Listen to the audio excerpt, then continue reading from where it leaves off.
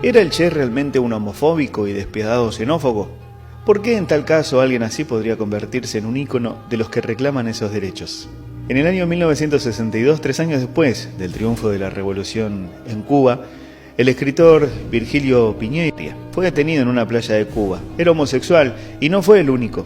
Junto a él, miles de prostitutas, homosexuales, hippies y tantas otras personas consideradas antisocial fueron sorprendidas por las fuerzas y que tenían como objetivo limpiar la sociedad y realizar una especie de higiene social revolucionaria. La revolución cubana, en este sentido, fue tan o más efectiva en su plan de exterminio que lo que hicieron los nazis durante toda la Segunda Guerra Mundial.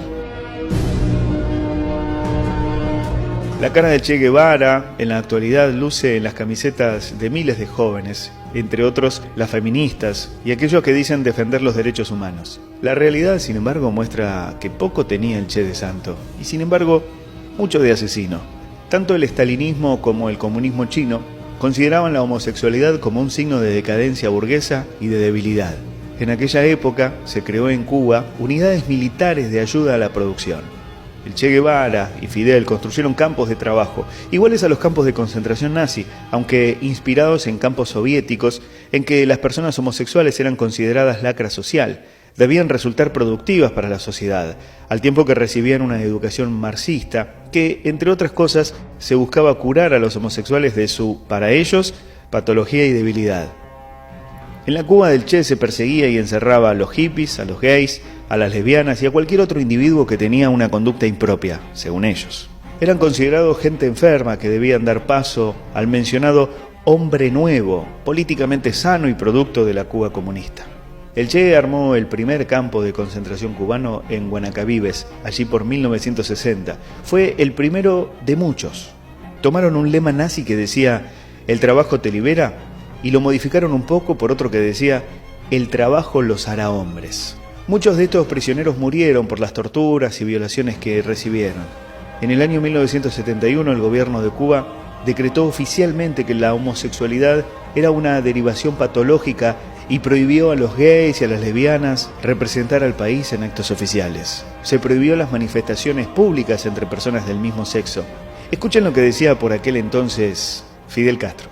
Muchos de esos pepillos vagos, hijos de burgueses, andan por ahí con unos pantaloncitos demasiado estrechos, algunos de ellos con una guitarrita, en actitudes elvipreslianas, y que han llevado su libertinaje extremo de querer ir a algunos sitios de concurrencia pública a organizar sus shows feminoides. Por la libre.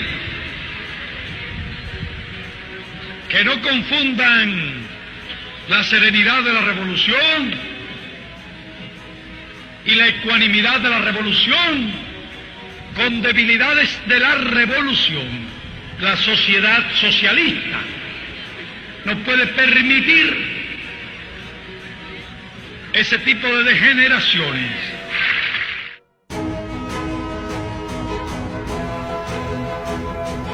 En sus escritos el Che se refirió a los negros como esos magníficos ejemplos de la raza africana que han mantenido su pureza gracias a su falta de afinidad con el baño.